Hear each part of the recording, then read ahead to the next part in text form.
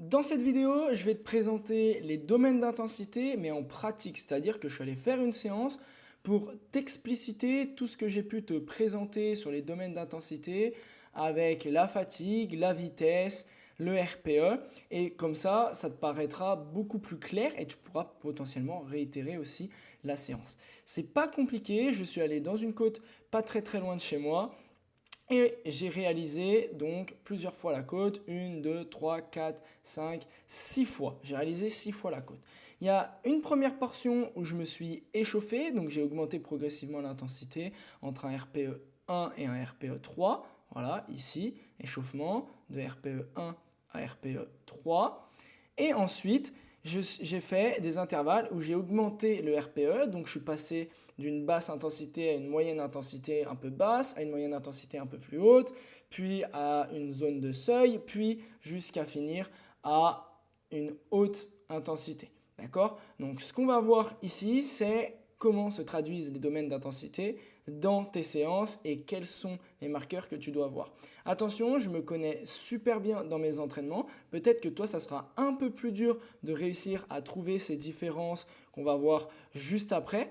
Mais avec le temps, je t'assure que tu peux y arriver parce que ici, je l'ai juste fait au ressenti et j'ai analysé la courbe de fréquence cardiaque après avoir fait l'effort. D'accord? Donc, j'ai même pas regardé où est-ce que j'en étais pendant l'effort, surtout que c'est une séance de trail, donc c'est dans une côte.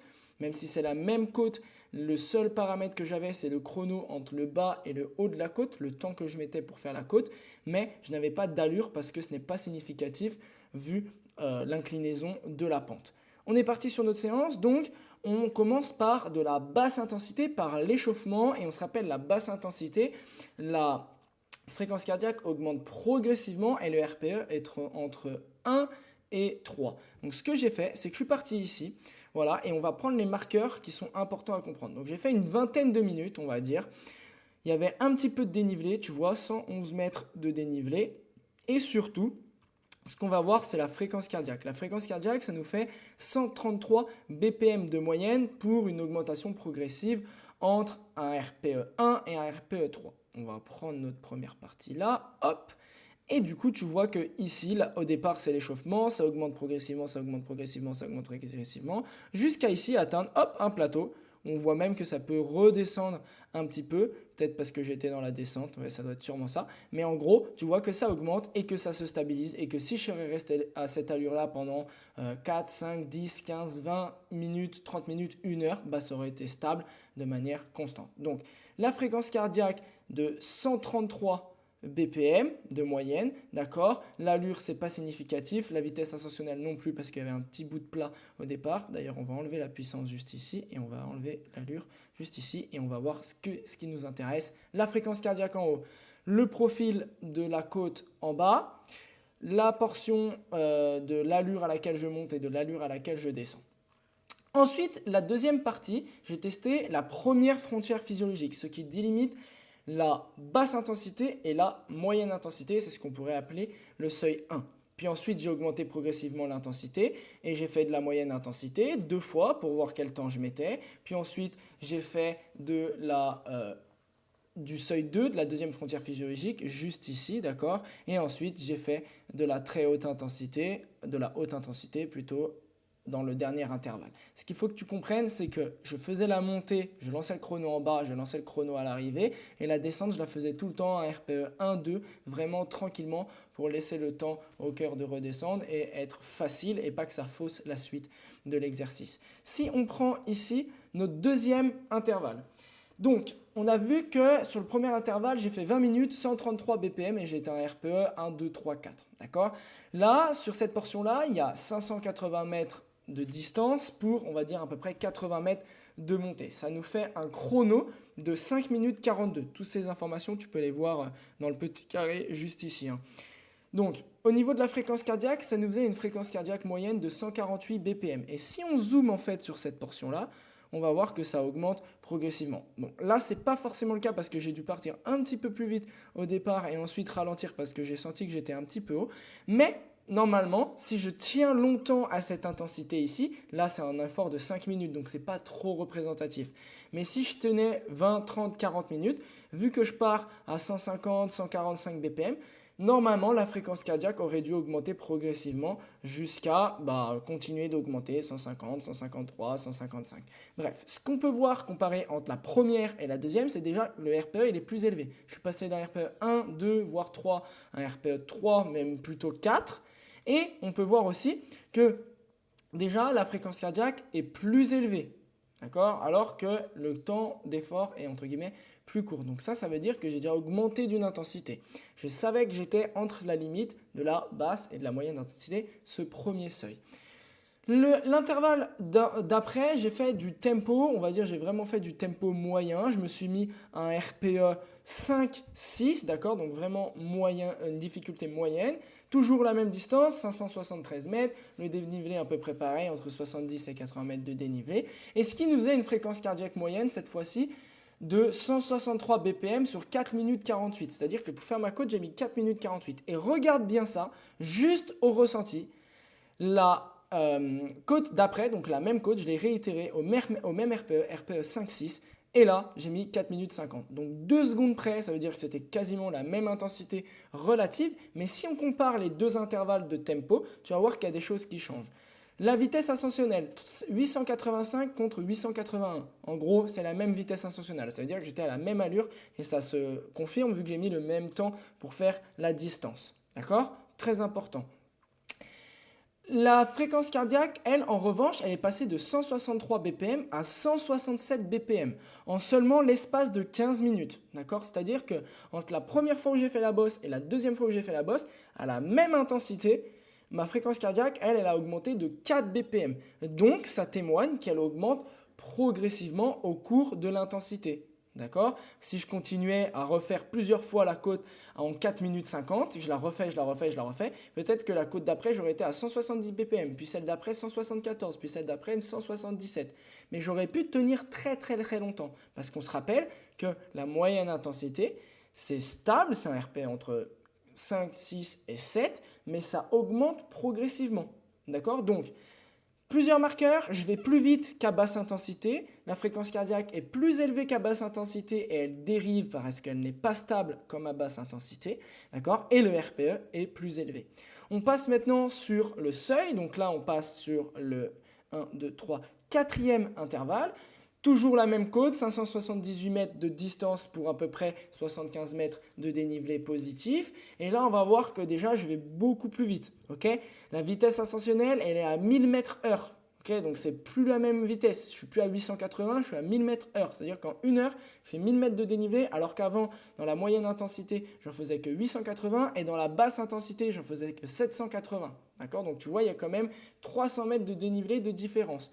Mais, sauf que si on parle en termes de durée, sur de la basse intensité, je vais pouvoir tenir ça pendant 5-6 heures, alors que là, le quatrième intervalle, je vais peut-être le tenir 1 heure, peut-être un peu plus, 1 heure et quart, mais voilà, sans plus, d'accord? Donc très important à comprendre, ici je me suis mis au seuil numéro 2, la deuxième frontière physiologique entre la moyenne intensité et la haute intensité. D'accord? Donc c'est un peu cet endroit, cette zone qui est importante à reconnaître pour savoir quand est-ce que ça risque d'être difficile si tu augmentes l'intensité et en dessous quand est-ce que c'est de la moyenne intensité et que tu peux tenir longtemps. Si on compare donc cette zone-là de transition, cette zone de seuil, cette frontière physiologique numéro 2, on va voir déjà que la vitesse ascensionnelle est plus élevée comme je l'ai déjà dit. Ce qui témoigne aussi d'une durée pour faire la même distance et le même dénivelé plus rapide. 50 secondes de moins. Je suis passé de 4 minutes 50 pour faire la distance à seulement 4 minutes 02. D'accord? Donc 50 secondes de moins. Ce qui témoigne d'une vitesse plus élevée. Et du coup, comment ça se traduit au niveau des BPM? Ça se traduit ici par une augmentation à 181 BPM de moyenne sur 4 minutes. Donc là, on passe de 167 à 180. On est déjà plus dans la même intensité. Deux choses que j'aimerais te montrer aussi au niveau de la fréquence cardiaque. Ok, des ballons si vous voulez. Deux choses que j'aimerais te montrer au niveau de la fréquence cardiaque, c'est à moyenne intensité et au niveau de la frontière numéro 2. Tu vas voir que si je prends ici la fréquence cardiaque, elle augmente progressivement. Donc elle augmente, et tu vois que c'est sans cesse, ça augmente. Ça, on l'a vu parce que entre le premier et le deuxième intervalle, il y a plus 4 BPM. Mais si on prend l'intervalle même, au début de l'intervalle, je suis à 165, à la fin, je suis en 170. Si on prend le deuxième ici, hop, ça va être pareil. Au début de l'intervalle, je suis à 162 et à la fin, je suis à 171, d'accord? Mais la moyenne de l'intervalle est plus élevée. Ça veut dire que j'ai mis moins de temps déjà à monter dans les tours. Et si on prend ici la frontière numéro 2, tu vas voir que l'augmentation est un peu moins visible. Parce qu'en fait, au final, tu vas te trouver à une zone que tu vas pouvoir maintenir. Ça va augmenter progressivement, mais ton intensité est la même. Sauf que tu es obligé de rester à peu près dans la même zone. Parce que si tu augmentes cette intensité, tu vas être obligé donc d'augmenter tes BPM, d'augmenter la difficulté perçue et tu vas pouvoir tenir moins longtemps. Alors que toi, ce que tu veux, c'est tenir assez longtemps à cette frontière numéro 2. Donc là, ce que tu peux voir, c'est que oui, ça augmente. On passe ici de 177, 178, 183 à 187, 185, 186, ok, il y a plus 3 BPM, mais ce n'est pas beaucoup plus que ce qu'on a vu avant, ok. On voit toujours que ça dérive progressivement, mais ce n'est vraiment pas rapide. Très important à comprendre. Dernière chose, là, si je te rappelle le tout, donc on a fait la basse intensité en dessous du premier seuil, d'accord, en dessous de la première frontière physiologique. On a fait la première frontière physiologique sur l'intervalle numéro 2. On a fait la moyenne intensité entre l'intervalle numéro 3 et l'intervalle numéro 4. Donc l'intervalle 4 ici et l'intervalle 6 ici sur la montre. Okay, on a vu que c'était quasiment similaire en termes de dénivelé, en termes de vitesse et en termes de temps, mais que la fréquence cardiaque était plus élevée. On a vu ici le seuil numéro 2, donc qui est lui aussi une augmentation progressive, mais l'intensité est plus élevée. J'ai mis 50 secondes de moins. Et maintenant, on va voir la dernière, donc la très haute intensité, ou plutôt la haute intensité, pour faire la même distance de 577 mètres et à peu près entre 70 et 80 mètres de dénivelé positif. Cette fois-ci, j'ai mis 2 minutes 57. C'est simple, j'ai mis 1 minute de moins que la précédente. Fréquence cardiaque moyenne, 192 BPM. D'ailleurs, petite anecdote, ici j'ai quasiment battu ma fréquence cardiaque. Je suis arrivé à 204 BPM. Donc voilà, c'était un peu le but aussi pour tester un petit peu tout ça. Mais pour être simple, c'est un RPE 5, un RPE, pardon, pas du tout 5, un RPE 9, 10, ok.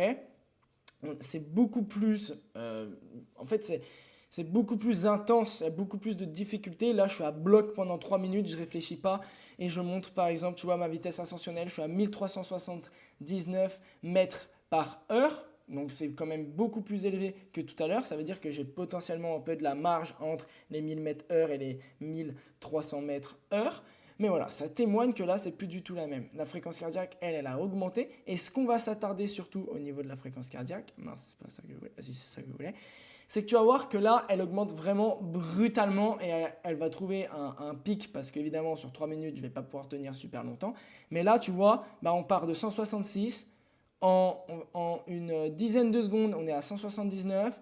En une vingtaine de secondes, on est à 190 BPM et ensuite ça fait qu'augmenter 195, 198, 200, 202, 203, 204 et voilà. Et ensuite, faut s'arrêter parce que sinon tu peux plus tenir. Très important à retenir. Donc, on a vu les différentes intensités. Tu peux réitérer ça, prendre une côte, prendre un segment, prendre une distance, la réitérer plusieurs fois, voir le temps que tu mets pour faire la distance, quel RPE tu avais et ensuite tu regardes comment se comportait ta fréquence cardiaque.